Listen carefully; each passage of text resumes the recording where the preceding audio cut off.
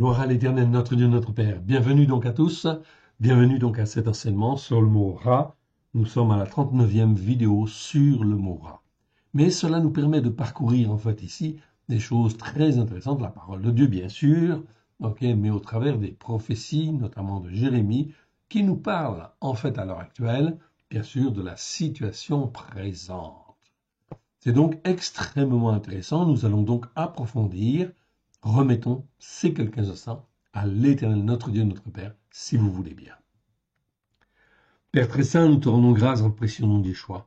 Merci Seigneur. Nous voici devant toi. Nous nous couvrons du sang précieux de l'agneau. Nous invoquons les mérites de l'agneau sur chacun de nous et nous venons vers toi, Père très saint, dans le but de te glorifier, de te servir, de faire les œuvres que toi tu as préparées d'avance dans les temps qui viennent à la gloire de ton saint nom. Nous voici Seigneur. Parle Seigneur. Ton serviteur, ta servante, écoute. Merci Seigneur pour l'enseignement que tu nous donnes aujourd'hui. Amen. Nous étions arrivés dans Jérémie chapitre 25, si ma mémoire est bonne. Donc ici, dans le chapitre 25, nous sommes en fin de compte dans les années, 604 avant Jésus-Christ. Je vous le montre en fait ici. Donc ici, l'écriture est vraiment très très claire.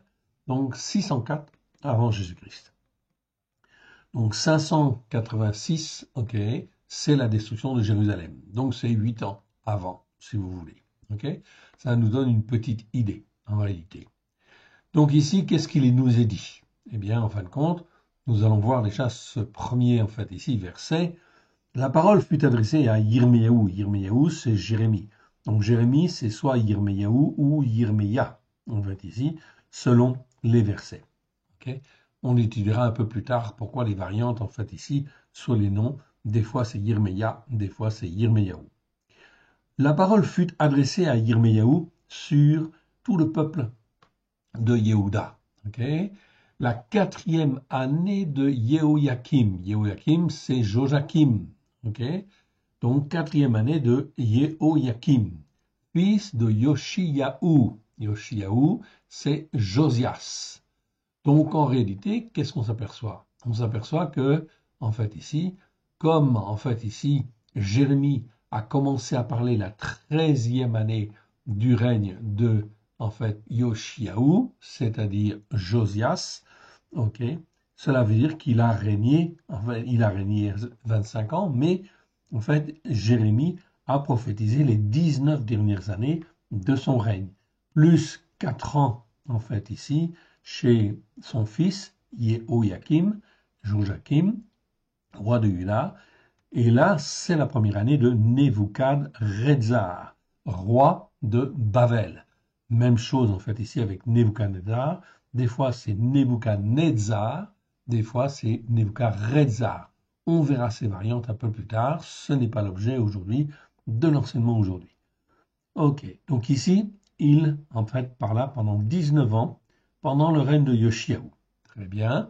Et 4 ans, ici, pendant le règne de son fils. Alors ici, cela fait 23 ans, qu'il parle. Ici, il va le dire, et ça va nous être confirmé.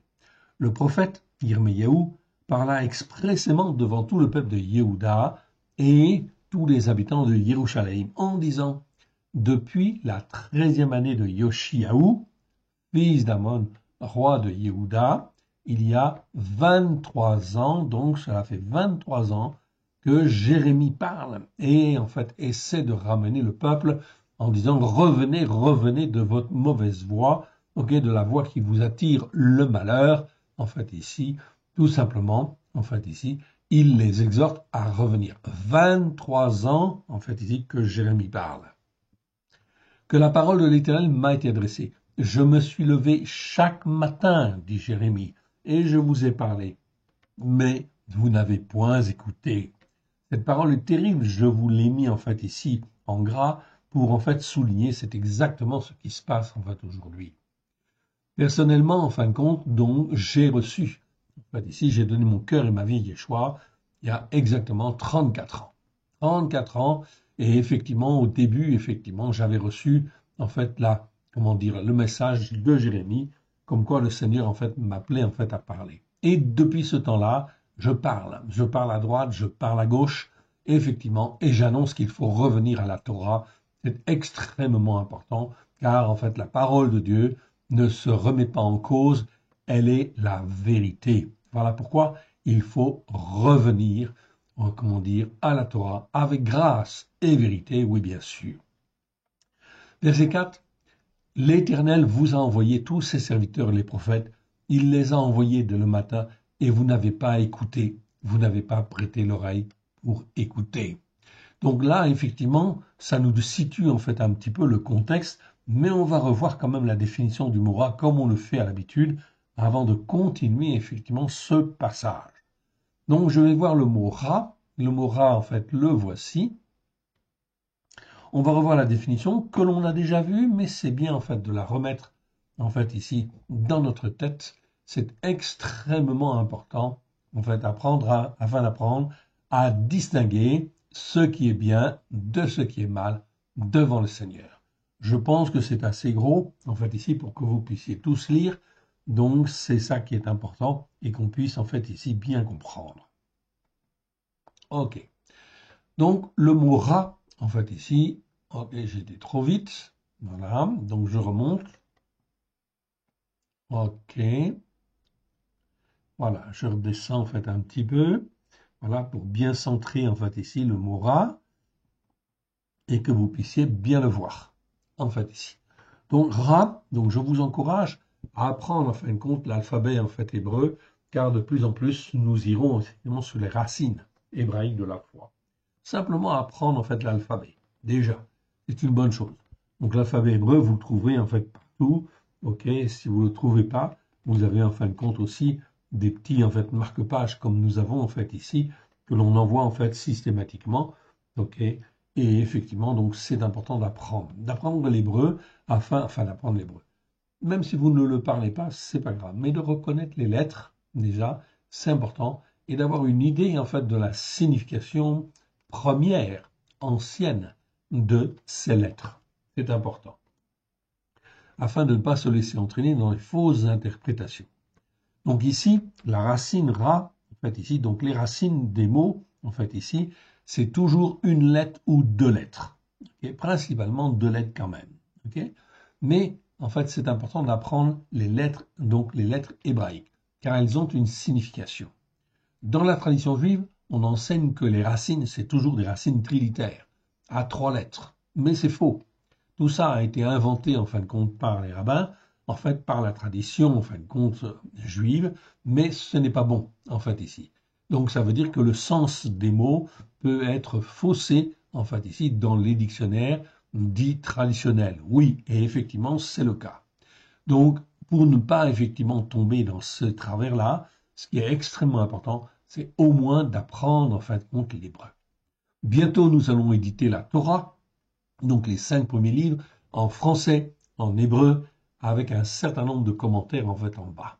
Okay, donc c'est ça très très très intéressant parce que là on va remettre en fait en question tout un certain nombre de choses, effectivement, de manière à revenir sur l'hébreu. Vous aurez le texte en français et vous aurez le texte en fait en hébreu écrit en fait en grand, en fait ici, afin que ce soit plus facilement repérable, afin que tous ceux qui le veulent, je dis bien tous ceux qui le veulent, puissent accéder à l'écriture qui nous a été cachée pendant des siècles. Donc c'est extrêmement important, en fait, ici. Donc vous aurez le texte en français et en hébreu dans un format A4. Donc ce sera en fait un format assez grand, oui, ok, mais en fait ici, l'avantage, c'est que ce sera lisible, très lisible, et effectivement, on va pouvoir reconnaître les mots, ok, reconnaître les lettres. C'est ça qui est important. Donc Ra, en fait ici, Resh Aïn, ok, Resh Aïn, c'est un mot qui existe 663 fois dans 623 versets. C'est un adjectif. Numéro Strong 07451. Donc on se réfère souvent en fait au mot Strong. Donc ce sont des choses, des études qui existent, donc elles ont le mérite d'exister et c'est très bien, ça nous permet d'avancer. La première fois où le mot apparaît, c'est dans Genèse 2, 9.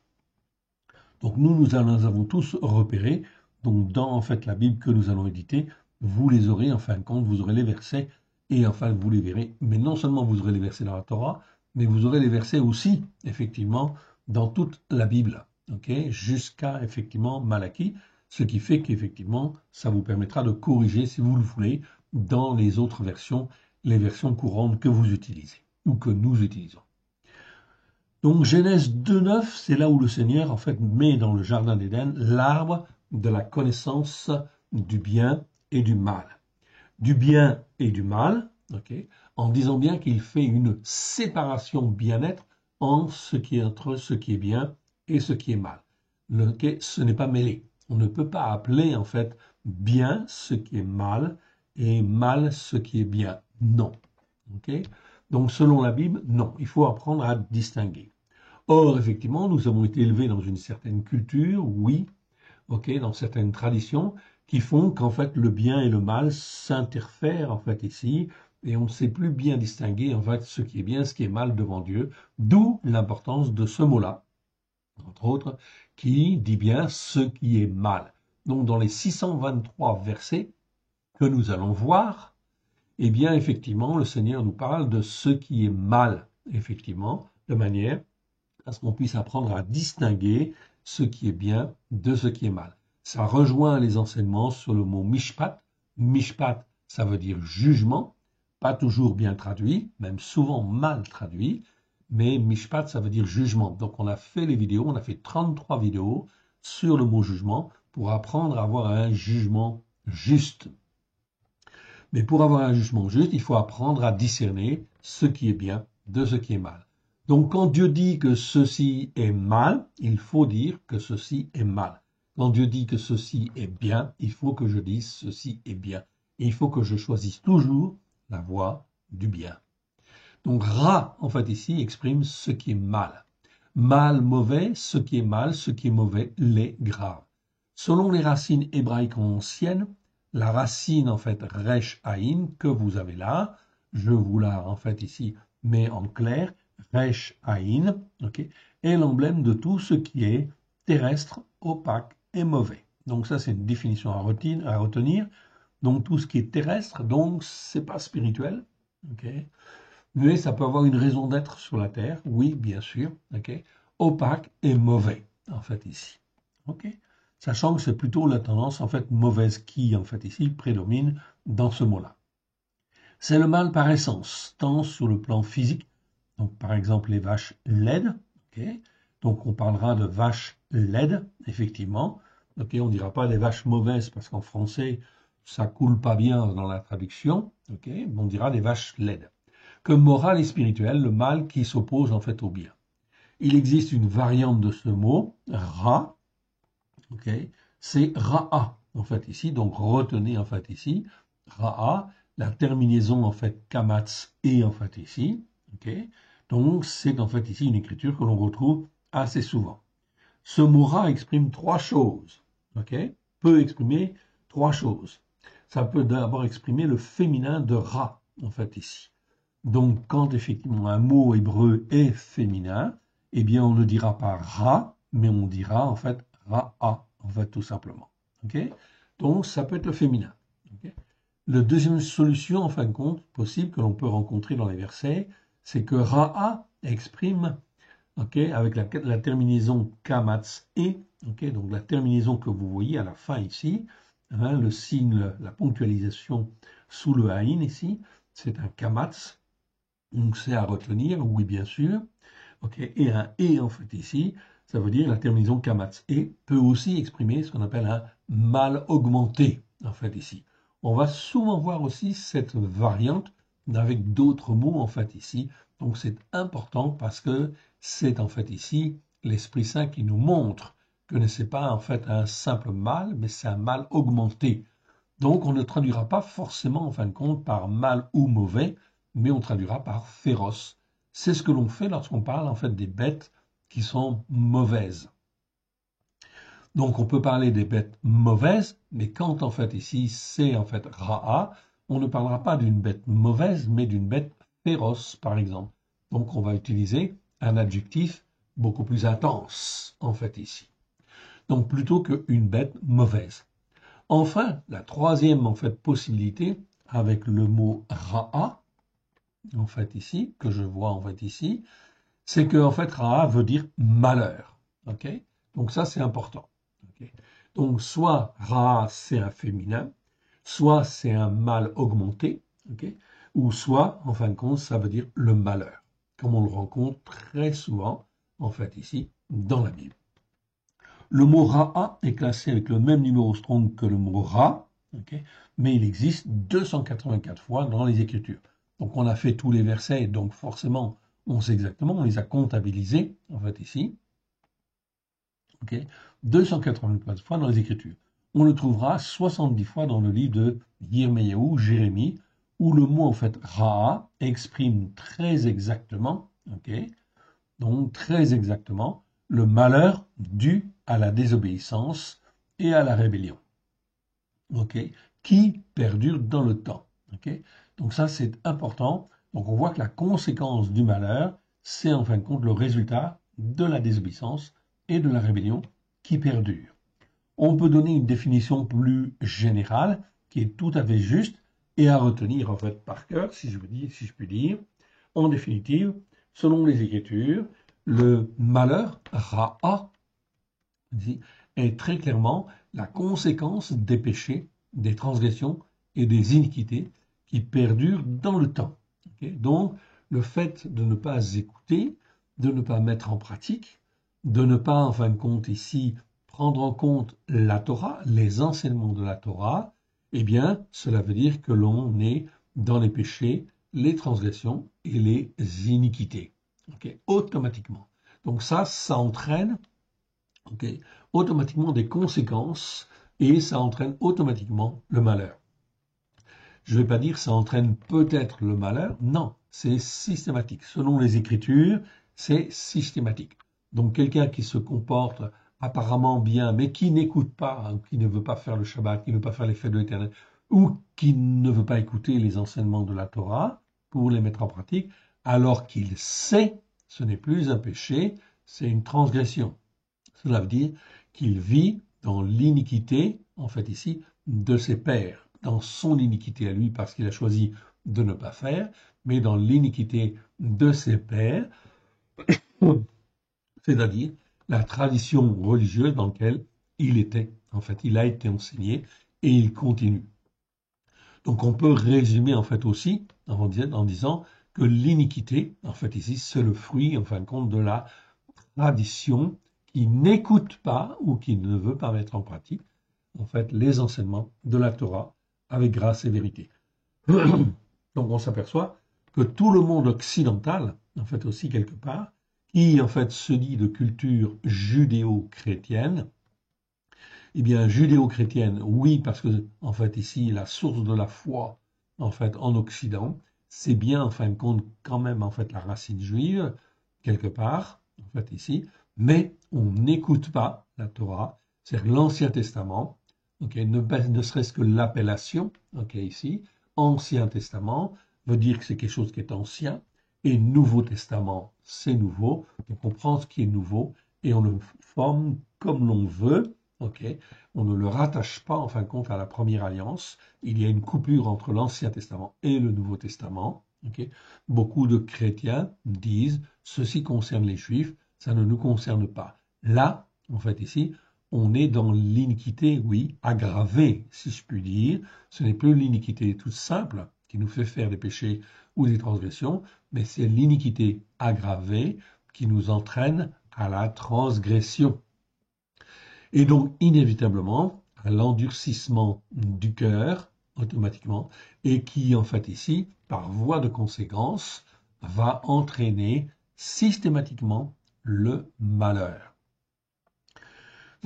Donc, le malheur va venir. Donc, tous ceux qui attendent la venue de Christ, etc., mais qui, en fin de compte, sont, en fin de compte, dans l'iniquité de Constantin, ou l'iniquité chrétienne, en fait, ici, catholique, par exemple, eh bien, effectivement, tout cela doivent être jugés et il faut que le malheur, en fait, arrive. Ils ne peuvent pas être enlevés, en fait, ici, lors de la venue de Christ qui va, en fin de compte, venir. On s'en est bien d'accord. OK.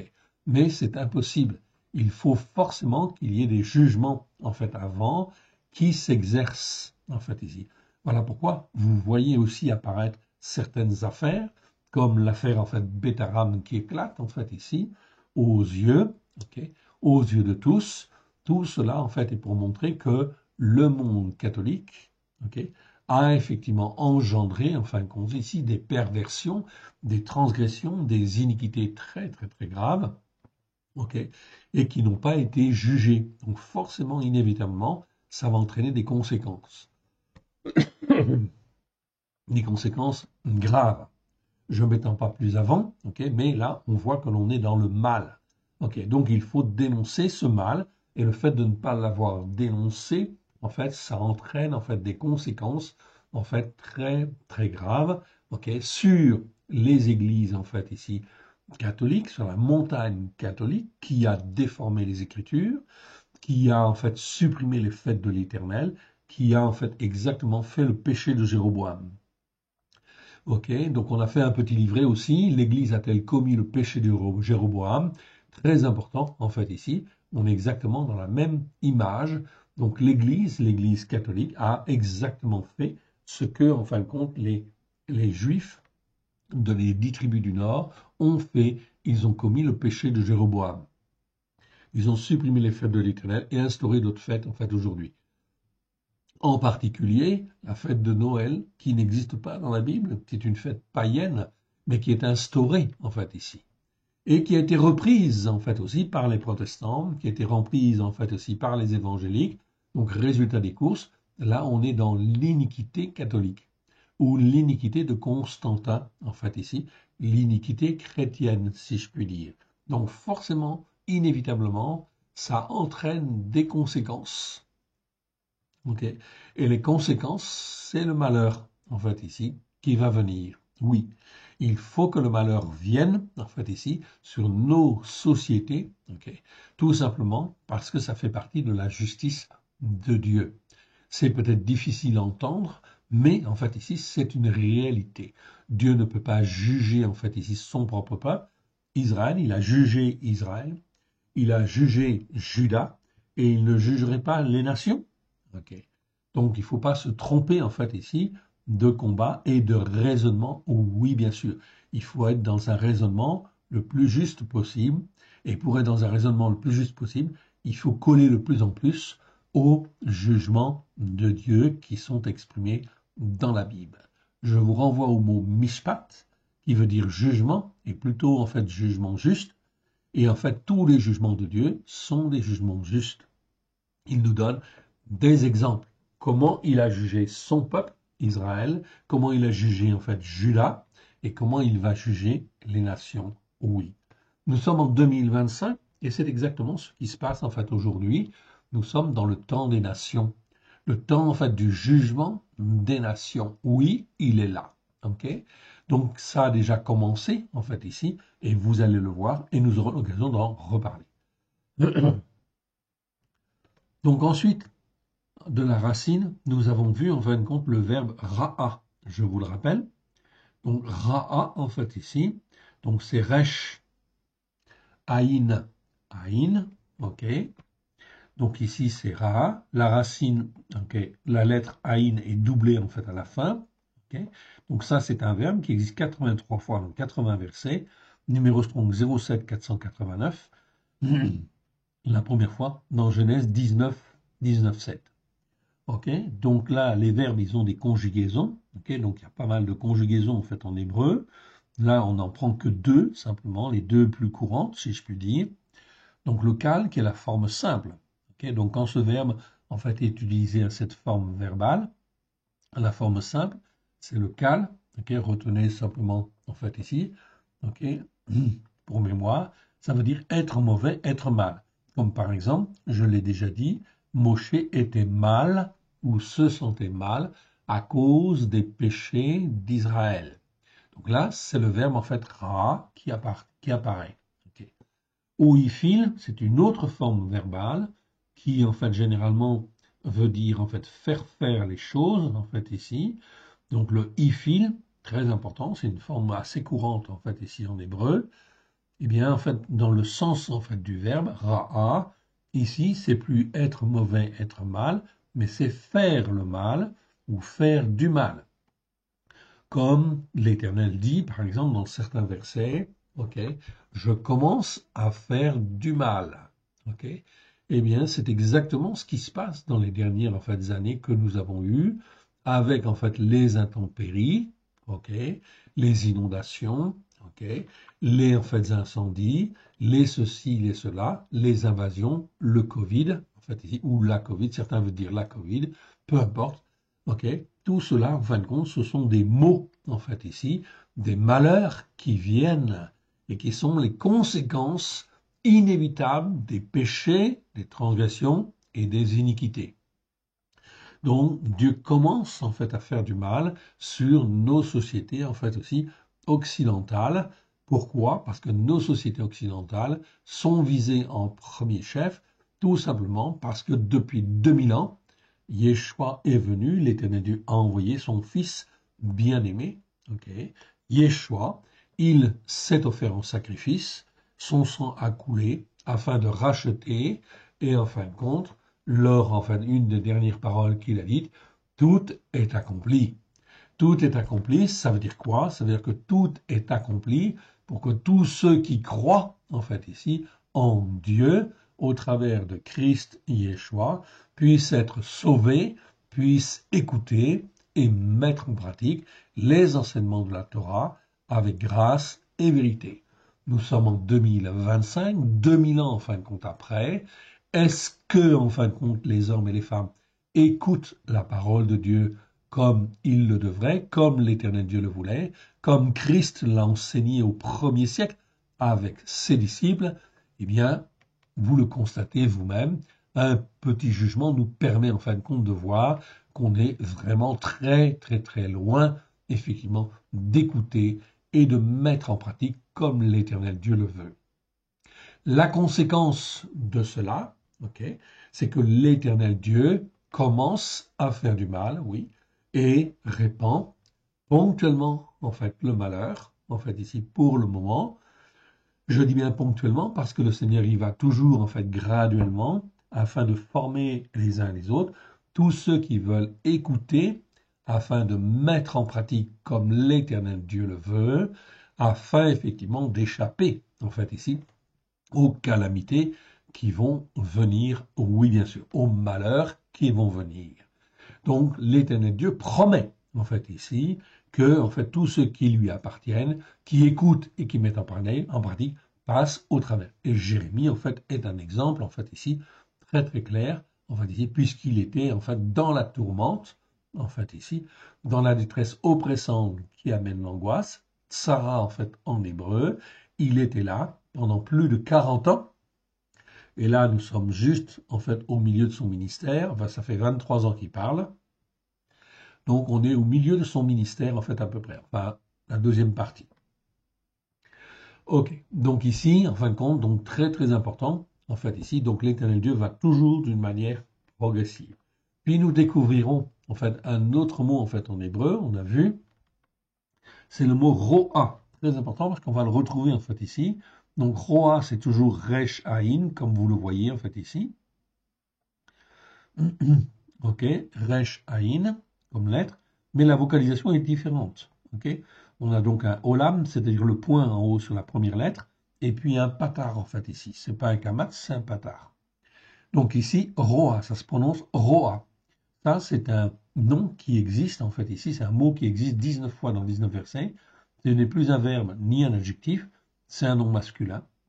Numéro strong 07455. Genèse 41, 19, pour la première fois. Okay. Ce mot a la même racine que l'adjectif ra, qui parle de mal. Donc forcément, roa, ça a une relation en fait avec le mal. Okay. Ce qui est mauvais. Donc le mot roi n'est plus ici un adjectif, mais un nom masculin ou en hébreu. Ok. Et décrit en fait quoi? Un état de dégradation spirituelle, un état de dégradation morale et spirituelle intense où se mêlent malice, perversité et influence en fait ici des esprits de Bélial, donc des esprits mauvais.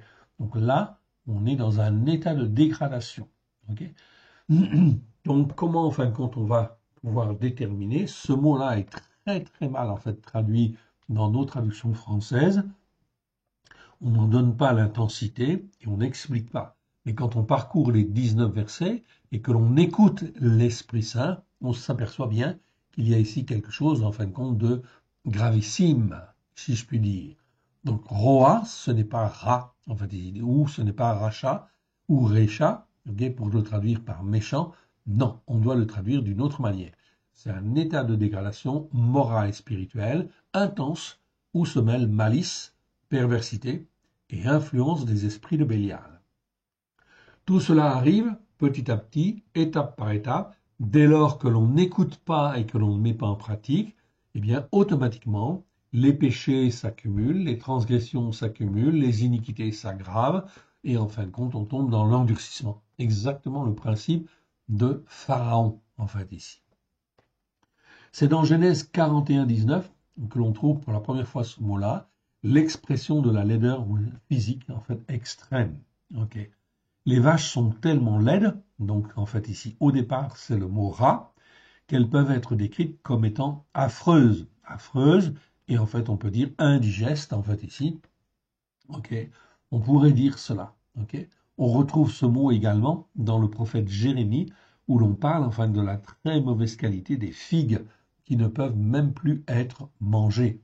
Elles ne sont pas seulement mauvaises, mais comme pourries et donc dangereuses, voire nocives.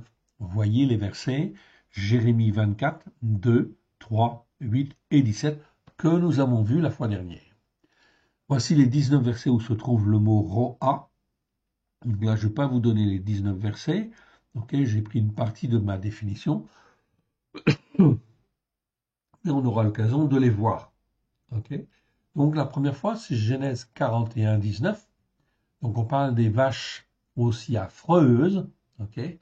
Donc ro'a. Donc on traduit en fait ici, on peut traduire par ro'a, oui, par affreuse. Okay. Dans un état de dégradation intense. Okay.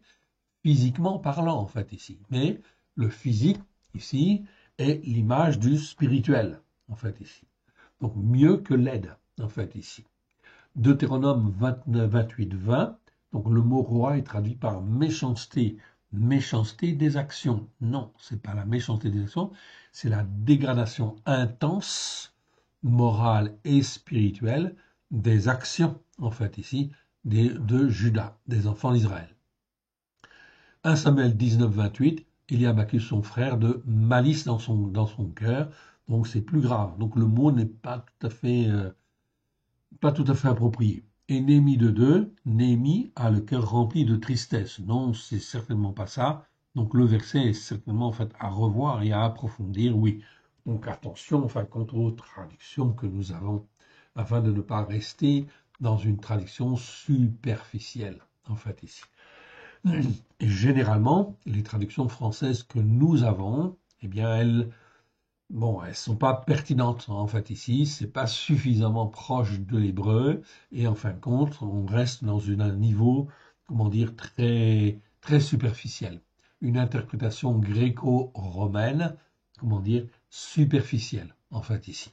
Donc ça ne donne que, en fait ici, l'apparence des choses, une apparence des choses, mais c'est toujours en fait ramené à des choses, comment dire, terrestres. C'est pas très élevé au niveau spirituel. Voilà pourquoi il faut approfondir, il faut aller un petit peu plus loin. Encore un autre exemple issu de la racine ra, c'est le mot ra'av. Ra'av, donc on a la même racine ici, resh aïn, plus en fait un bet à la fin, ici. Donc le bet, c'est l'image de ce qui est intérieur, qui est une racine composée, on le verra dans le détail. Cette racine nous parle de la faim ou de l'état d'être affamé, de la famine. Dans la seconde, le mot est assez bien traduit, en fait ici. Dans la Louis II ou la nouvelle édition de Genève, okay, le mot Ra'a existe 101 fois dans 88 versets. Okay, c'est un nom masculin, numéro 07 458 dans le numéro Strong. La première fois, c'est Genèse 12, 10. Donc ce mot-là, Ra'av, est traduit 89 fois par famine, c'est très bien, et 12 fois par le mot faim. Donc c'est plutôt bien. Là, c'est plutôt homogène, c'est plutôt bien, en fait, ici. Ok. Même certains versets où c'est traduit par faim, on pourrait traduire par famine, en fait, aussi. Donc, de manière à être plus homogène, en fait, encore. Ok.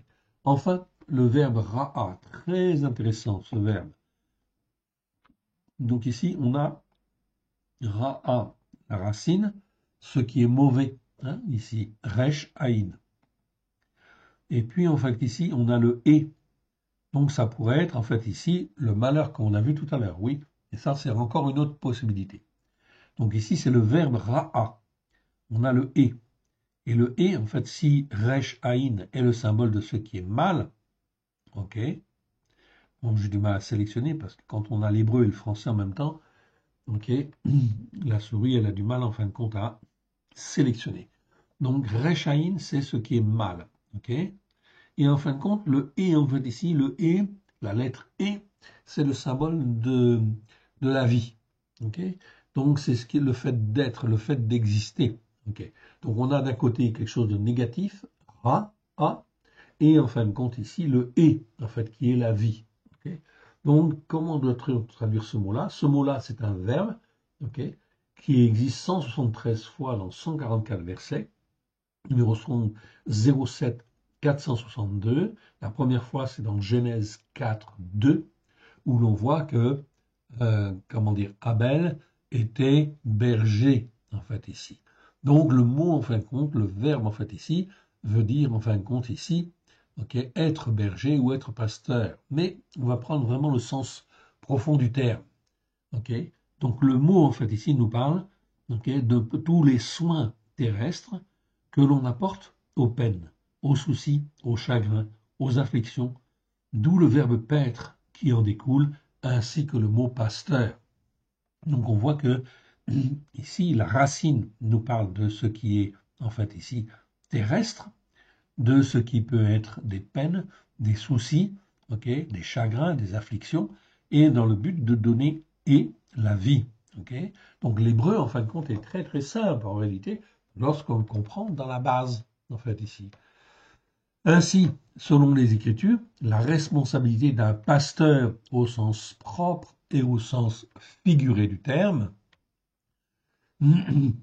est de prendre soin de ses brebis, en fait, ici. Donc ça, c'est la définition d'un pasteur ou d'un prêtre, en fait, ici, également d'un berger, vous l'appelez comme vous voulez, en fait, ici.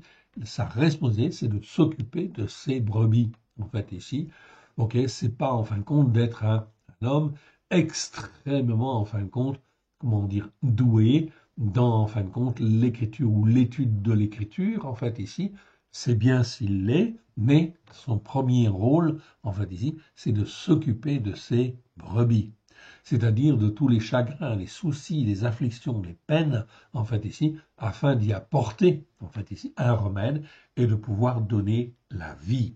La vie, en fin de compte, okay, l'existence, dans le but d'aider les uns et les autres à se raccrocher, en fin de compte, à la vie. Et qui est-ce qui a la vie? C'est Dieu. Donc le pasteur, il est là, en fait ici, dans le but, effectivement, de ramener les uns et les autres à la vie, mais à la vie de Dieu. Oui, bien sûr. Il n'y a pas d'autre vie qui existe sur la terre. En fait, ici, elle vient de Dieu. Tout ce qui est vivant sur la terre vient de Dieu. Il est El Shaddai, le Dieu qui donne la vie. En fait, c'est traduit par Tout-Puissant, mais c'est pas tout à fait bon. El Shaddai, El, ça veut dire Dieu. Shaddai, en fait, ici, ça vient du Saint, en fait, ici. C'est celui qui donne la vie. C'est Tout-Puissant pour donner la vie, en fait, ici. Donc, en fait, ici, dans la traduction, attention. En fait, ici, quand on dit El Shaddai, c'est le Dieu Tout-Puissant. Oui, mais c'est le Dieu Tout-Puissant pour donner la vie. Et il veut donner la vie. Il veut toujours donner la vie. Même quand les uns et les autres sont dans l'erreur, sur des mauvaises voies, des mauvais chemins, l'Éternel Dieu ne pense qu'à une seule chose, c'est en fait à permettre qu'il y ait du mal, s'ils persévèrent dans cette voie-là, dans le but de les ramener. Mais c'est toujours dans le but de les ramener, qu'ils puissent se poser en fait les bonnes questions et en fait recevoir la vie de Dieu parce qu'il est El Shaddai. Donc voici d'autres mots hébreux élevés sur la même racine Resh Aïn. On les a vus la fois dernière. On va les revoir rapidement en fait ici. Ok, je les verrai peut-être pas tous en fait à chaque fois. Ok, parce que nous devons avancer. Voici les autres mots hébreux élevés sur la même racine, resh aïn. Donc ici, resh aïn dalet, donc on rajoute en fait ici un dalet. Ça exprime dans ce cas-là la peur, l'état d'être effrayé. Voir le nom Ra'ad, qui existe 6 fois dans les Écritures. Ra'ad, qui n'est pas très bien traduit. Exode 15, où c'est mieux de traduire un tremblement d'épouvante, en fait ici, les saisit plutôt que simplement un tremblement les saisit. Donc c'est un tremblement d'épouvante. Resh, Vav, Aïn. Ok, donc ici c'est l'état d'être perverti, mauvais, malsain, l'action de suivre un mouvement matériel, faux et désordonné. On trouve le verbe rou'a. Donc le verbe roua, qui en fait voudrait dire, selon les dictionnaires traditionnels, faire du bruit, crier, pousser des cris de guerre, de joie, de plainte. Okay, donc on peut être sceptique effectivement sur cette traduction en fait ici. Donc c'est à vérifier. Comment on vérifie? Il n'y a pas 36 solutions. Okay, il faut regarder tous les versets où se trouve ce mot-là et effectivement, en fin de compte, l'approfondir et écouter l'Esprit Saint. Okay, c'est ça qui est très important pour voir s'il y a une variante en fait ici et en fait ici pourquoi en fait on laissait traduit comme ça. Ben c'est pas forcément tout à fait juste en fait ici. Donc attention, je vous donne en fait ici un exemple. On n'approfondit pas, c'est pas le temps en fait aujourd'hui de le faire. Resh Ain Lamed. Donc ça se termine ici par un Lamed. Donc c'est une racine composée. Je ne détaille pas non plus. Là, ça nous parle de l'horreur, le venin, l'état d'être rempli d'horreur, infecté de venin. On trouve le verbe ra'al, qui est traduit par empoisonner. C'est très bien, en fait, ici. Donc la traduction est bonne. Resh aïn sadé, en fait, ici. C'est une racine composée. Ça exprime l'action de rompre, de fracasser, d'agir en furieux. Okay, donc on a effectivement le verbe.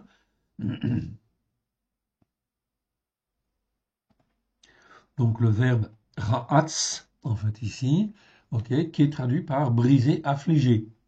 Donc certainement que d'après l'étymologie en fait ici, le sens profond, là c'est l'action de rompre, de fracasser, d'agir en furieux. Donc la traduction en fait compte ici n'était pas suffisamment pertinente en fait ici. Donc ça veut dire que tout ça, ce sont des versets à revoir en fait ici. Donc il ne faut pas manger n'importe quoi. Okay, spirituellement parlant, c'est très important de ramener en fait au sens hébraïque du terme, okay, c'est-à-dire à la racine en fait ici de ce que l'Éternel Dieu voulait dire avec les mots hébreux et les lettres hébraïques. Resh Ain Shin, okay, donc la terminaison avec un Shin. Ici, c'est une racine composée, on la détaillera aussi le temps voulu. C'est l'action de frémir, de trembler, de frissonner, en fait, ici. Donc on a le verbe trembler, en fait, ici, ra'ash, okay, trembler, être ébranlé, ou le mot ra'ash, en fait, ici. Donc soit le verbe, soit le mot, qui veut dire tremblement. Tremblement comme un tremblement de terre, bruit ou tumulte. Donc ici, ça nécessiterait aussi d'approfondir et de rechercher plus en détail. Donc vous voyez, il y a beaucoup de travail pour tous ceux qui veulent chercher, en fait, ici. Apprendre, ben, il faut apprendre. Il n'y a pas 36 solutions. Et là, dans la connaissance de ces mots, on n'est plus, en fin de compte, dans, en fait, ici, l'enseignement traditionnel, oui, bien sûr, qui est pollué, en fait, ici. Donc, il faut trier dedans, apprendre, en fin de compte, à écouter l'Esprit Saint, en fait, ici. C'est ça qui est important pour revenir, en fin de compte, ici, à la bonne définition. OK. Nous étions arrivés au verset 4, si ma mémoire est bonne, et on va continuer. OK. On va continuer. Donc, cela fait 23 ans que la parole, en fin de compte, de l'Éternel a été adressée à Jérémie.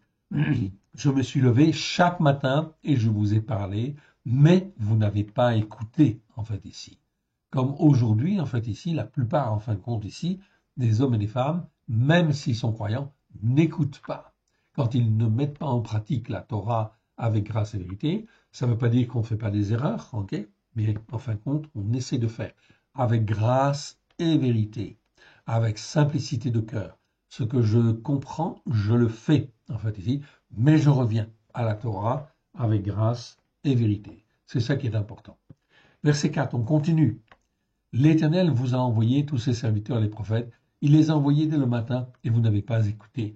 Vous n'avez pas prêté l'oreille pour écouter. Donc, il, en fait, insiste, en fait, ici, évidemment. Et c'est très important. Aujourd'hui, c'est pareil. Okay, donc, nous sommes en 2025. Cela fait, en fin de compte, déjà pas mal d'années, en fin de compte, ici, que nous enseignons, effectivement, en disant que la Torah est la vérité, en fait, ici.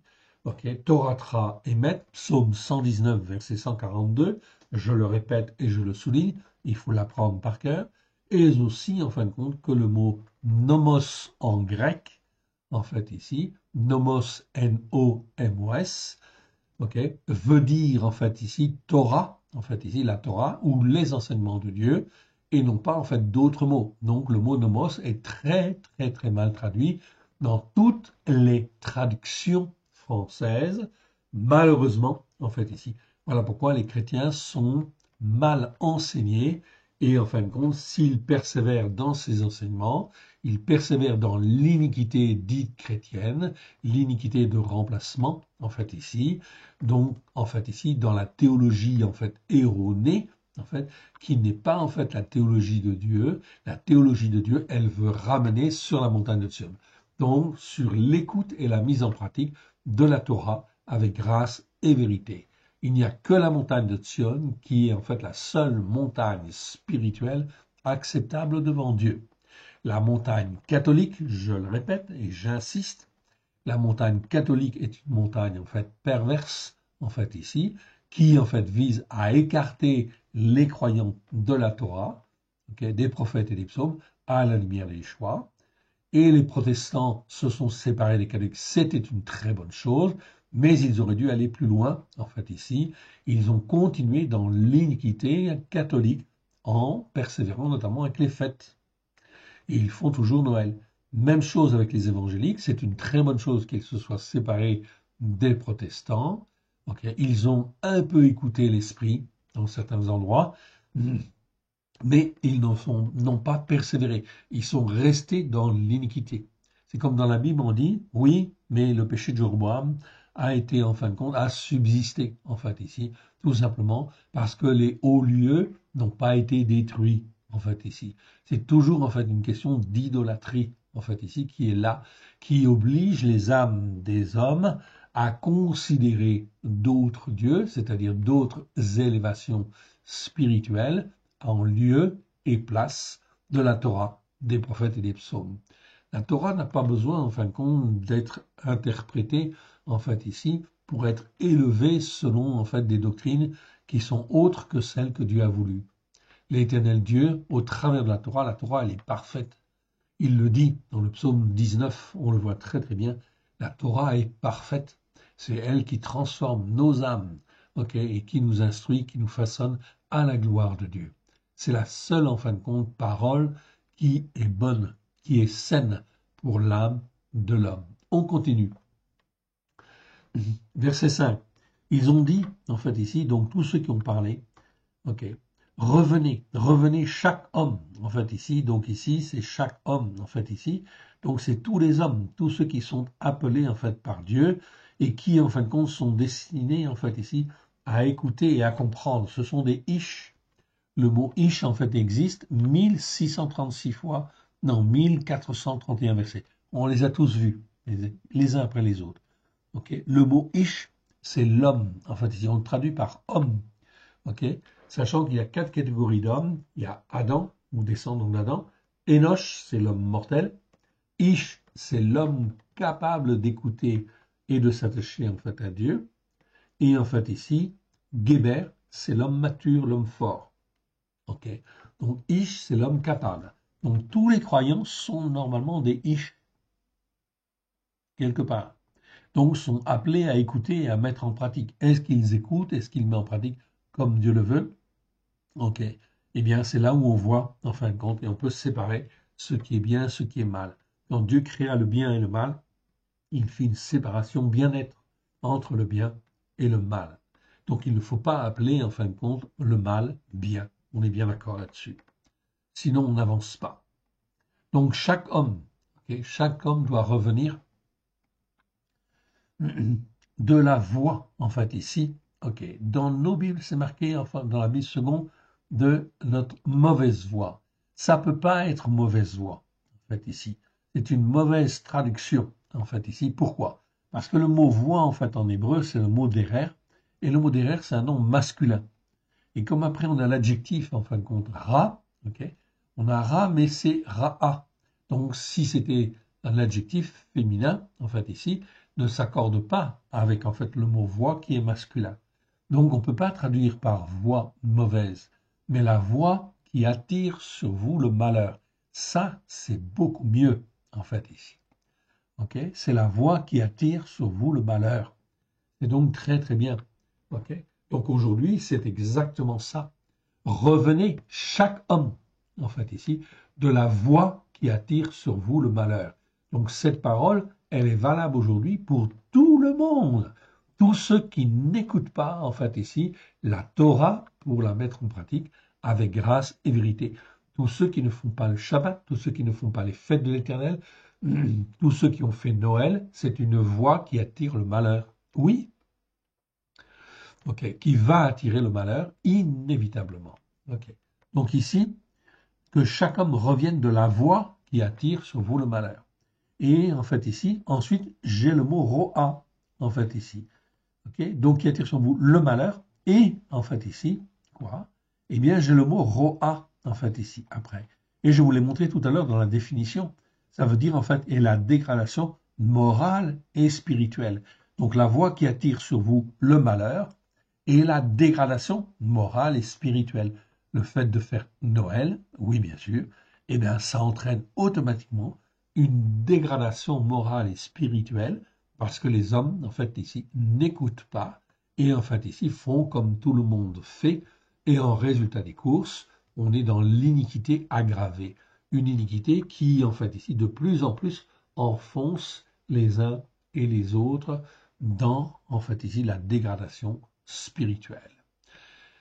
Donc, retenez, en fait, ici, cette traduction revue et corrigée, effectivement, donc, de ce verset. Ils ont dit, revenez chaque homme de la voix qui attire sur vous le malheur et de la dégradation morale et spirituelle de vos actions. Et vous resterez sur la terre adamique, que moi, l'Éternel, j'ai donné à vous et à vos pères d'éternité en éternité. Eh oui. Ici, c'est pas dans le pays. Dans la Bible seconde, c'est traduit par dans le pays. Alors ici, je vais faire juste un petit commentaire sur, en fait, ici, le mot Adama. Donc ici, c'est pas Eretz, en fait, ici. Vous avez à un certain moment, bien sûr, c'est le mot Eretz.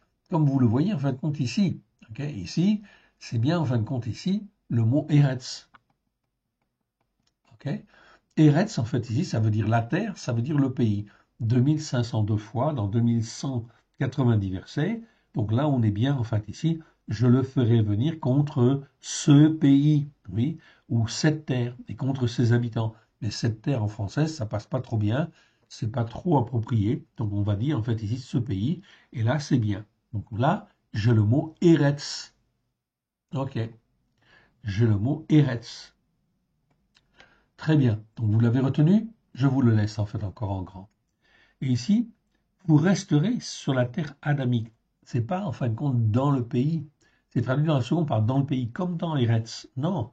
Si le mot est différent, ici c'est le mot Eretz, ici c'est le mot Adama. Adama. Adama, c'est un mot qui existe 225 fois dans 211 versets. Là, c'est un nom féminin. La première fois qu'on l'a, c'est dans Genèse 1, 25. Et en fin de compte, on va traduire en fin de compte ce mot-là, non pas par terre ou pays, mais plutôt par terre adamique. En fait, ici, ça nous donne une idée. On découvre ce mot-là. Mais le terme Adama est très intéressant. Donc, sur la terre physique, en fait, ici, il y a en fin de compte ce qu'on appelle la terre adamique. C'est la terre, en fin de compte, je vais vous donner la définition. Vous allez voir. Ça va vous permettre de mieux comprendre. Alors, Adama, je reviens en fait ici, je vais vous la donner. On va voir. Voilà, elle arrive. Voilà. Donc, Adama, je vous la donne. À retenir, hein. À retenir. Vous pouvez en faire une copie si vous voulez, hein, il n'y a pas de souci. Ok. Adama. Adama, ça s'écrit donc avec un Aleph, ok, Dalet, Mem, et. Ok. Vous voyez en fin de compte ici les lettres. Ok. Ça existe 225 fois dans 211 versets. Donc ce que je vous dis là, vous ne le trouverez jamais en fait dans les enseignements, ni chrétiens, et vous ne le trouverez pas non plus dans les enseignements des rabbins, en fait ici. Ok. C'est donc très très important. Adama, en fin de compte ici, 225 fois dans 211 versets, un nom féminin. Ok, la première fois où on le trouve, c'est dans Genèse 1, 25. C'est la terre primitive, homogène, l'élément adamique, la terre adamique. Ok, voir effectivement la définition et les explications plutôt dans Fabre d'Olivet, en fait ici, qui en fin de compte avait effectivement dévoilé en fait ces choses-là en 1815. Ok, donc nous sommes en 2025. Vous voyez que ça fait déjà plus de 2 siècles en fait ici que ça existe et que ça existe et que c'est disponible en fait aussi sur Internet. Tout le monde peut le consulter, oui bien sûr. Ok, donc dans ces explications, en Genèse 1, 25, ok, et 26, page 56 de son, comment dire, de sa grammaire, en fait ici, il va donner une explication du mot Adama. Ok. Le mot Adama, en fait ici, vient du mot Adam. Oui, bien sûr, on retrouve en fait dedans les mêmes lettres. Adam est créé dans une substance particulière, exprimée par les signes en fait d'Alet même. C'est ça qui est très très important de bien comprendre. Dalet même. Dalet même, c'est très très important. En fait, ici, ce sont les lettres principales, en fait, ici, de ce mot-là. Donc, vous voyez, c'est pas la première lettre. C'est en fait les 2 lettres du milieu, en fait, ici, qui constituent la racine primaire. Ok. Qu'est-ce que, en fin de compte, veut dire Dalet même? Dans le but, en fait, potentiel, Dalet même, ça exprime, en fait, l'idée, en fait, d'un but potentiel d'être un avec le Père et le Fils. Et oui, si Dieu, en fait, a créé Adam, c'est dans le but, en fait, qu'il devienne un avec le Père et le Fils. Exactement ce que Yeshua nous dit dans Jean 17. Et oui! Donc, en fait, Dieu n'a pas créé Adam, en fait, ici, comme ça, comme un animal sur la terre, en fait, ici, réalisé, en fin de compte, ok, réalisé, ok, ou fait pour, en fait, réaliser une chose particulière. Non, il a la destinée, en fait, ici, déjà dès le départ, d'être cultivé dans le but d'être transformé et qu'il devienne un avec le Père et le Fils. D'où l'idée d'une terre adamique, c'est-à-dire d'une substance, d'un terreau qui existe sur la terre, qui permet en fait à l'homme Adam d'être transformé, façonné à l'image du Père et du Fils. Donc ce terreau, il est en fait imprégné de la Torah. Oui, bien sûr, donc de la parole de Dieu, en fait ici, qui en fait transforme, façonne. C'est comme un terreau, si vous voulez. Donc on va l'appeler terre adamique pour se familiariser avec le terme et faire la différence avec le mot Eretz. Et vous allez voir que dans, en fait ici, notre esprit, en fait ici, petit à petit, ça va changer, en fait ici, l'aspect de certains versets. Adama, par extension, est l'équivalent d'une terre adamique, à savoir d'une terre spirituelle qui doit être travaillée afin d'être étape par étape transformée dans une assimilation de plus en plus parfaite à l'image de Elohim. Yeshua résume en disant: Je leur ai donné la gloire que tu m'as donnée, afin qu'ils soient un comme nous sommes un. Adama représente la terre qui doit être travaillée pour que l'esprit de Elohim développe au travers de Christ nos facultés de compréhension et que nous puissions porter les fruits que Elohim veut à sa gloire et à la gloire de celui qu'il a envoyé, en fait, ici. Ok? Envoyé. Cultiver sa terre, en fait, ici, veut donc dire spirituellement développer ses capacités. J'augmente, je monte. Ok. Donc cultiver, voilà. Cultiver, on est là, hein. Ok. Cultiver en fin de compte sa terre veut dire spirituellement développer ses capacités à comprendre la volonté du Père. Voilà le sens figuré ou sens spirituel du mot hébreu Adama que Fab d'Olivet appelle la terre adamique, c'est-à-dire de quoi nous sommes faits en réalité. Et lorsque Dieu en fait créa l'homme, il le créa de la terre adamique en fait ici, non pas de la terre Eretz, donc non pas de la poussière de la terre, non, mais de la terre adamique en fait ici. Ok, donc c'est très important, donc ça change en fin de compte les choses en fait ici, bien évidemment. La tradition chrétienne qui n'a généralement pris que le sens propre des mots, en fait ici, a occulté le sens figuré des mots en fait en hébreu. Donc ça c'est très important. Donc toute la tradition chrétienne, qu'elle soit catholique, protestante et évangélique, sont en fait ici élevées dans l'erreur en fait ici quelque part. Donc ils ne peuvent pas comprendre cette dimension de terre adamique où justement il faut absolument la Torah. Si on n'a pas la Torah, on ne peut pas être transformé, façonné à la gloire de Dieu. Car le Père, en fait, ici, eh bien, c'est lui qui a donné la Torah, et le Fils, en fin de compte, il a la Torah en lui, évidemment, avec grâce et vérité. La tradition chrétienne a largement déformé, en fait, ici, le sens hébraïque, a largement déformé le sens hébraïque en disant notamment que nous sommes poussière, ou faits de la poussière de la terre, ou de la boue de la terre. Non, on n'est pas fait de la boue de la terre, on est fait de la terre adamique, non pas Eretz, mais de la terre adamique. Notre nature, selon la pensée hébraïque, est d'avoir été fait dès le départ dans le but potentiel de devenir un avec le Père et le Fils, dès lors que notre terre, c'est-à-dire notre être, est cultivé selon la Torah, les prophètes et les psaumes, avec grâce et vérité au travers de Christ Yeshua. Cette définition est donc très importante et à retenir, oui bien sûr. Ok? Donc je vous la mets en fait quand même en noir parce que en fin de compte peut-être que vous la voyez pas bien en fait ici. Ok? À l'écran en fait ici. Ok?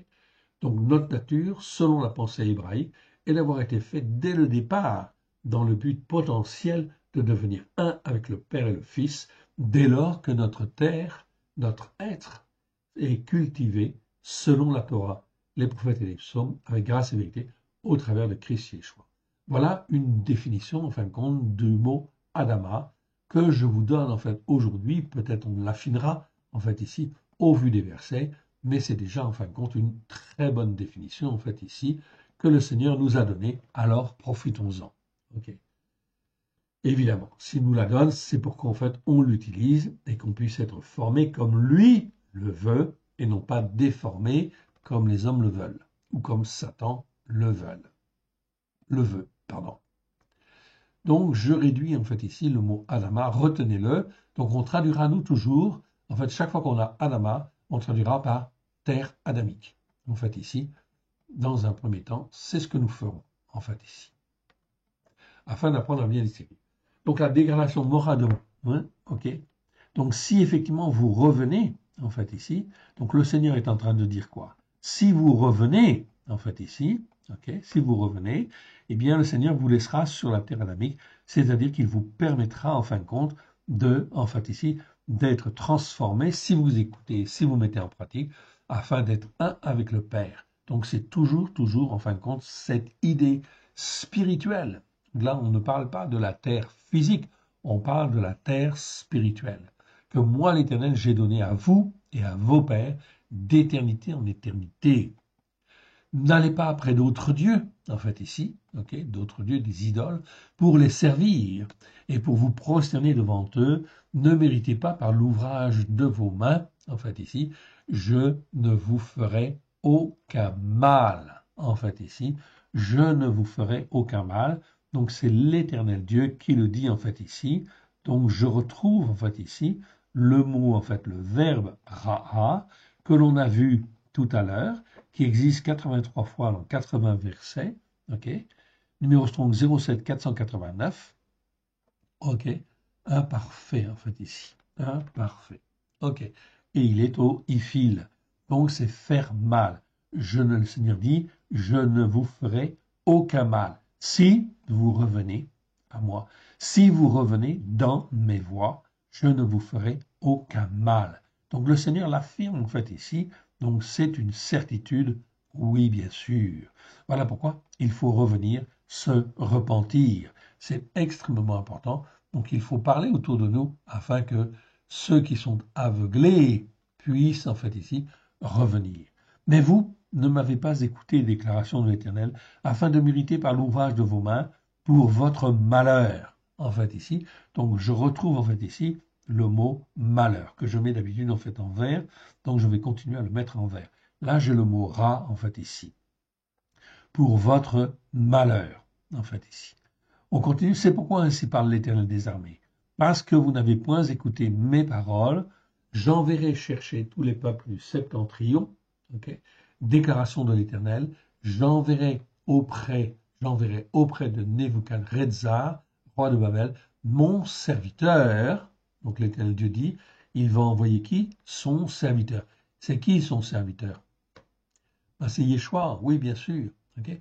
J'enverrai auprès de Nebuchadnezzar, roi de Babel, mon serviteur. Je le ferai venir contre ce pays. Donc là, on est dans le pays au sens physique du terme, okay, ici. Donc là, c'est la terre d'Israël, c'est bien Eretz, en fait ici, contre ce pays. Et là, c'est bien la terre physique. On est bien d'accord. Ok. Contre tous ses habitants, donc ils vont venir parce qu'ils continuent de pécher. Donc la réalité physique, en fait, va les rattraper. Toutes ces nations alentour, afin de les dévouer par interdit, d'en faire un objet de désolation et de moquerie, des ruines éternelles. Voyez comment l'Éternel a jugé son propre peuple ici, a jugé Juda. Je ferai cesser parmi eux les cris de réjouissance et les cris d'allégresse, les chants du fiancé, les chants de la fiancée, le bruit de la meule et la lumière des flambeaux. Tout ce pays, en fait, ici, deviendra une ruine. Donc ici, le pays, en fait, ici, deviendra une ruine. Ici, c'est Eretz, oui, bien sûr, on est dans le pays physique, d'accord, d'accord. C'est exactement pareil. Avec, en fait, ici, l'Europe, c'est pareil. Avec la France, oui, ok, qui est Eretz, en fait, ici, le pays de France, eh bien, le Seigneur, en fin de compte, ici, dit qu'il va faire venir des malheurs, oui, deviendra une ruine, en fait, ici. Ok. Deviendra une ruine. Un désert, et ces nations seront asservies au roi de Babel pendant 70 ans. Donc Juda a été asservi pendant 70 ans.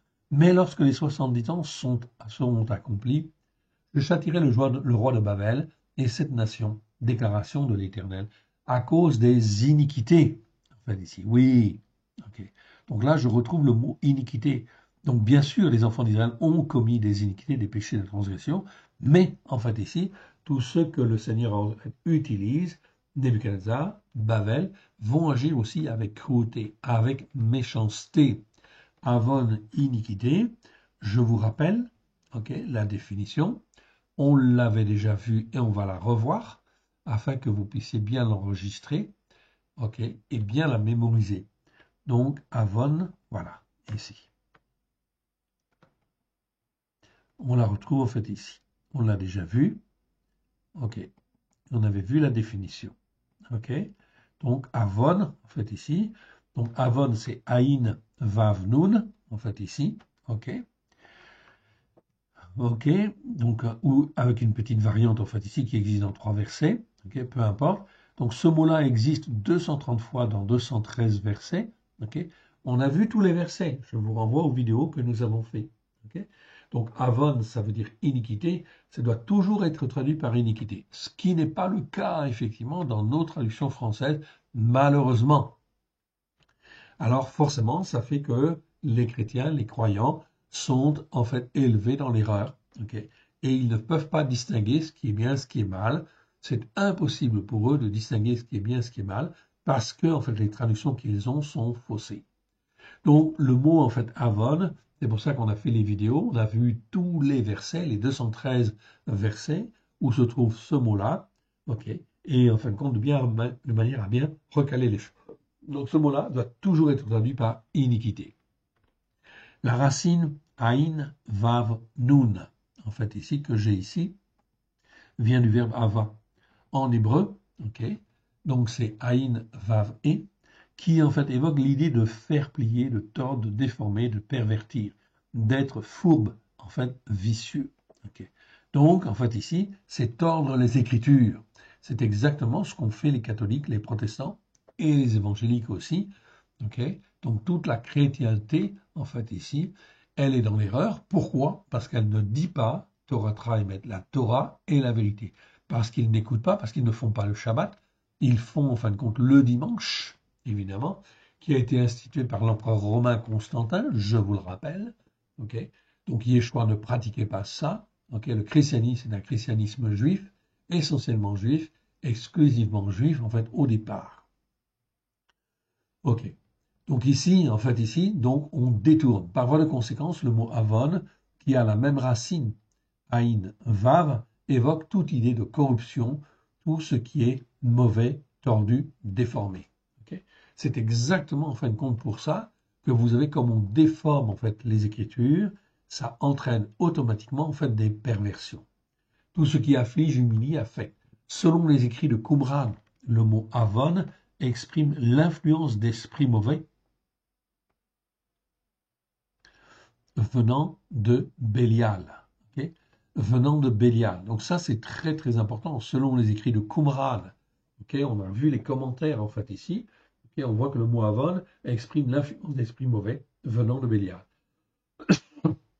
Comme on a en fait ici la corruption, bon, okay, tout ce qui est mauvais, tordu, déformé, tout ce qui afflige, humilie, affecte, etc., eh bien, quand ça perdure dans le temps, ça ouvre la porte à des mauvais esprits. C'est exactement ce que vous voyez qui est révélé au travers en fait de l'affaire Beth Aram, en fait ici, l'école en fait ici catholique, en fait ici, qui est fondée sur des fondements erronés, en fait ici, tordus, en fait ici, ça ouvre la porte à des mauvais esprits, esprits de prostitution, esprits en fin de compte de pédophilie, etc. Tous ces esprits-là, en fait, existent. Jamais dans les Écritures, le Seigneur ne dit, en fait ici, que les prêtres ne doivent pas être mariés. Au contraire, les prêtres doivent être mariés, en fait ici. C'est pour ça que les pasteurs avaient raison, en fin de compte, d'être mariés. Ils avaient rétabli, en fait, ces choses-là. Et vous remarquerez que dans le monde protestant et dans le monde évangélique, vous n'avez pas ou très peu d'affaires, en fait, de pédophilie, etc. Ceci, en fin de compte, existe, en fait, chez les catholiques. Les orthodoxes, je ne sais pas, je ne connais pas bien, mais je pense qu'il y en a, en fait, ici. Ok, donc tout cela, ça ouvre la porte, ou d'autres iniquités, peu importe, mais ça ouvre automatiquement à l'influence de mauvais esprits venant de Bélial. La lettre finale Nun, en fait, ici, donc on a la racine Ain Vav qui parle de tout ce qui est tordu, et le Nun final devient le signe augmentatif, okay, et donne à l'être toute l'extension dont il est individuellement susceptible. Il indique par ailleurs ici une conformité au monde, l'action de se joindre corporellement, de cohabiter avec les autres dans un élan commun de corruption, en fait ici. Donc j'ai appris en fait ici au travers des nouvelles que en fin de compte, selon en fait une étude, eh bien il y aurait plus de 350 000 enfants qui auraient subi des attouchements sexuels dans les milieux catholiques, d'après certaines études. Comment cela fait-il que en fait l'Église catholique se retrouve pas devant les tribunaux? Ou en fait comment se fait-il que en fait ici les évêques, les pasteurs en fait ici qui sont là n'ont pas été en fin de compte ici jugés? Tout cela, eh bien ça veut dire qu'on confond ce qui est bien et ce qui est mal. On ne sait plus faire la distinction entre le bien et le mal. Bref, un croyant dans le monde doit s'attacher aux valeurs spirituelles de l'Éternel, sinon il sera la proie de la corruption spirituelle, en fait ici, de Bélial, soit en se révoltant contre Dieu, soit en adoptant des valeurs humanistes, rejetant celui qui a créé le ciel et la terre. Donc ça, c'est très très important, en fait, ici. Donc, ici, soit en adoptant en fait des valeurs humanistes, rejetant celui qui a créé le ciel et la terre. Donc voilà les versets, donc on ne va pas voir tous les versets évidemment, ok, parce que je ne les ai pas là. On les a vus dans le détail au travers des vidéos. Je vous renvoie donc aux vidéos. Donc le mot avon, en fait ici, est donc très très important. Donc il ne faut pas être dans l'iniquité catholique, ni dans l'iniquité des protestants, ni dans l'iniquité en fait évangélique. Il faut revenir à la Torah, faire les fêtes de l'Éternel, car les pratiques des fêtes de l'Éternel nous apprend les éléments essentiels de la parole de Dieu. Oui. Donc on était dans le mot en fait ici iniquité, donc je le réduis et je relis quand même le verset en fait ici. Mais lorsque les 70 ans seront accomplis, je châtierai le roi de Babel et cette nation, déclaration de l'Éternel. À cause de leur iniquité, je punirai le pays des Chaldines et j'en ferai des ruines éternelles. Donc c'est pour ça que Babylone et les Chaldéens ont été détruits ensuite par les Perses. Je ferai venir sur ce pays, ok, toutes les choses que j'ai annoncées sur lui. Donc on revient à Judas, tout ce qui est écrit dans ce livre, ce que Yirmiyahu a prophétisé sur toutes les nations. Car les nations puissantes et de grands rois les asserviront, eux aussi, je leur rendrai selon leurs œuvres et selon leur ouvrage de leurs mains. Car ainsi m'a parlé l'Éternel, Élohé d'Israël, Élohé d'Israël, Israël que j'ai écrit selon les racines hébraïques anciennes, donc Israël, vous le voyez ici. Donc sra, ça vient du verbe sara, qui veut dire combattre avec, en fait ici, donc combattre avec Dieu, elle. Ok. Donc c'est celui qui combat avec Dieu. Et I, c'est en fait l'expression de la puissance d'être, et le yod. Donc Jacob, en fait ici, reçoit le nom d'Israël. Pourquoi? Parce qu'on voit même dans le verset, en fait ici, c'est même écrit, on a la même définition, en fait ici, qui est donnée, en fait ici, parce que tu as combattu avec Dieu. Donc Israël, l'Israël spirituel, c'est l'Israël qui combat, en fait, avec Dieu et non pas contre Dieu. Donc l'Élohé Israël, prends de ma main cette coupe remplie du vin de ma fureur. Fureur, c'est Réma, en fait, ici. On l'avait vu déjà, mais on ne l'a pas vu dans le détail. Hein, ok. On aura l'occasion de le voir. Réma, c'est fureur. Ok, c'est pas colère. Colère, c'est af.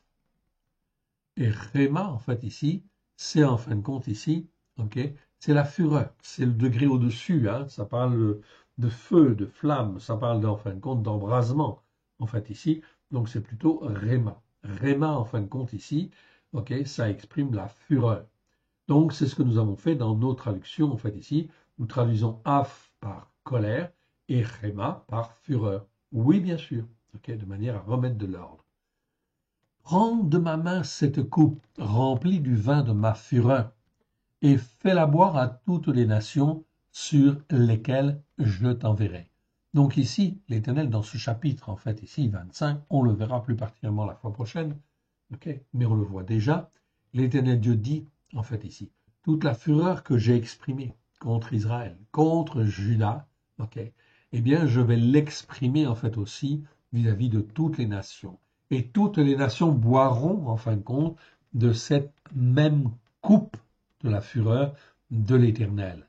Verset 16. Ils boiront, ils chancelleront et seront comme fous à la vue de l'épée que j'enverrai au milieu d'eux. Et je pris la coupe de la main de l'Éternel, et je la fis boire à toutes les nations vers lesquelles l'Éternel m'envoyait. À Yerushalayim, aux villes de Yehuda, à ses rois, à ses chefs, pour en faire une ruine, un objet de désolation, de moquerie et de malédiction, comme cela se voit aujourd'hui. Donc aujourd'hui, en fait, ici, vous voyez très bien ce qui se passe en 2025 avec, en fait, ici, Israël et le Hamas. Oui, vous le voyez. Aujourd'hui, on a restitué, en fait, 4 morts, en fait, ici. Oui, une femme et 2 enfants qui ont été massacrés, en fait, ici, alors qu'ils étaient otages. Et, en fait, un vieux monsieur de 80 ans, je crois. OK. Eh bien, en fin de compte, ils sont morts. Ils ont été restitués à Israël. Et en échange, en fait, on a libéré 200 terroristes. Tout cela, c'est une abomination. En fait, ici, ce sont des abominations. Et le monde ne s'élève pas pour autant, en fait, contre ça. En fait, ici. ou ne parle pas beaucoup, en fin de compte, de ces choses-là pour prendre parti, en fait, ici, contre ce qui est mal, en fait, ici. La conséquence de cela, c'est que tous ces Palestiniens, tous ces, en fait, ici, Palestiniens, tous ces terroristes qui sont libérés, en fait, ici, ok, eh bien, en fin de compte, ils sont libérés, mais cela présage pas des bonnes choses. Cela présage pas des bonnes choses, et c'est en fait ici la coupe, en fait ici, qu'a bu, en fait, Israël. Les nations vont la boire. Cela veut dire qu'en fait ici, la coupe du terrorisme, en fait ici, eh bien, qui est l'épée, qui est l'expression, en fin de compte, de l'épée au jour d'aujourd'hui, l'épée au temps moderne, eh bien, effectivement, cette épée, elle va se répandre parmi toutes les nations, oui, bien sûr.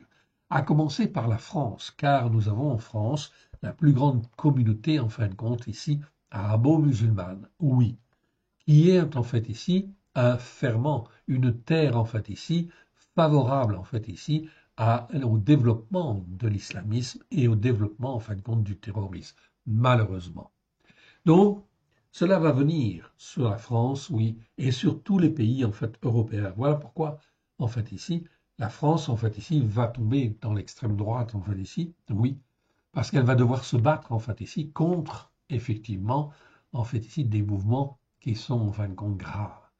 On n'a pas vu beaucoup, en fin de compte, la France, ok, défendre Israël dans ce combat-là, malheureusement. Alors, résultat des courses, eh bien, la France va être jugée, oui, bien sûr, plus particulièrement que les autres nations, car les Français, en fin de compte, la France avait un rôle particulier, en fait, à jouer pour soutenir, en fait, Israël.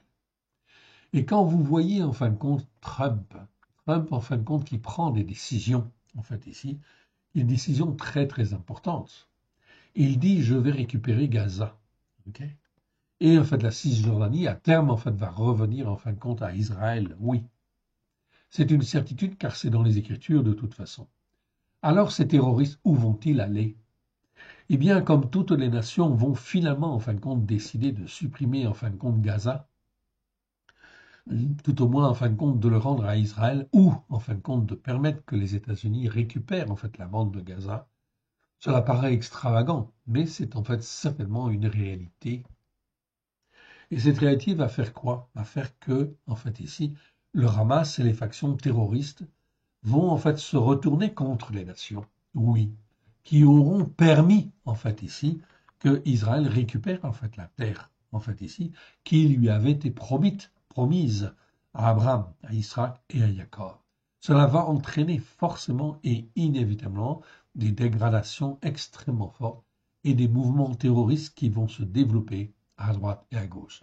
Ceci n'est pas une bonne nouvelle, évidemment, mais cela fait partie de la coupe, en fait ici, de la fureur de l'Éternel, que l'Éternel répand ou va répandre sur les nations, parce qu'elles n'ont pas écouté pour mettre en pratique, parce qu'elles n'ont pas écouté la Torah pour la mettre en pratique, et au contraire, elles s'en éloignent, en fait ici, et affirment, comme la France, au travers en fait, de ses lois, et de la République française, dit officiellement, nous sommes une nation sans Dieu, en fait ici.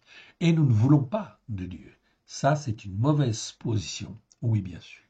Mais le Seigneur aime les Français. Alors, en fait ici, nous qui sommes Français, le Seigneur, en fin de compte ici, attend de chacun de nous de prendre position, en fin de compte ici, et de dire que la Torah est la vérité, d'écouter et de mettre en pratique à la gloire de l'Éternel. Car l'Éternel Dieu, en fait ici, veut, en fait ici, restaurer tout ce qui peut être restauré, et en fait ici, de manière à ce que tous ceux qui reviennent de leur mauvaise voie puissent être sur une bonne terre adamique à la gloire de l'Éternel. C'est donc le message essentiel en fait ici, c'est que la calamité en fait ici, les malheurs vont venir de nations, vont se répandre de nation en nation. On le verra en fin de compte ici dans les fois prochaines. On va s'arrêter là pour aujourd'hui. En fait ici, je vais regarder en fait jusqu'où on arrive quand même. Ok, donc là on arrive en fait ici. Alors j'ai perdu mon malheur en fait ici. Voilà. C'est le mot rat. En fait ici, je le prends. Je le sélectionne, je le mets dans la zone de recherche, en fait ici, et on va voir en fait où on arrive en fait après. On est toujours dans le chapitre 25, ok. Donc là on a vu ces 2 fois, et en fait la fois prochaine en fait ici, voilà, ok. Et on va en fait arriver à Jérémie en fin de compte 25, verset en fin de compte ici 32. Donc je reprends à partir du verset en fait ici, ok. À partir du verset 27. Ok. Tu leur diras ainsi parle l'Éternel des armées, l'Éloé Israël. Buvez, enivrez-vous, vomissez et tombez sur vous, relevez à la vue de l'épée, en fait ici, ok, vous relevez à la vue de l'épée que j'enverrai au milieu de vous. Ok, donc on va étudier plus en détail, en fait ici, je préfère ne pas l'aborder en fait encore aujourd'hui, en fait ici, ce serait trop long, il y a trop de choses en fait à dire. Donc nous sommes dans Jérémie 25, et en fin de compte, au verset 32, mais on reprendra à partir du verset 27. Donc, Jérémie, en fait, ici, 25, verset, en fait, ici, 32, en fait, ici. OK? Et on reprendra là, en fait, la fois prochaine, où là, effectivement, on va voir que l'Éternel Dieu va effectivement se retourner contre, en fait, ici, tous les habitants de la terre, en fait, ici. Donc, on regardera cela dans le détail. Et on aura le terme, en fait, adamique aussi, terre adamique, et le terme Eretz, en fait, ici. Remettons ces quelques instants à l'Éternel et remercions le Seigneur. Père très saint, nous te rendons grâce, ta parole est la vérité, tu es notre Dieu. C'est toi, à toi appartient le jugement juste, nous te rendons grâce dans le précieux nom de Yeshua. Que ton nom soit loué dans nos cœurs et dans nos vies, à la gloire de ton saint nom. Merci Seigneur, car toi tu es un Dieu juste, en fait ici, à la gloire de ton saint nom. Tu nous appelles à te servir, à te glorifier, toi le seul vrai Dieu et celui que tu as envoyé. Aide-nous, mon Dieu, mon Père, à te faire plaisir. Que tout ce qui n'est pas de toi dans cet enseignement, en fait, s'en aille dans les lieux arides.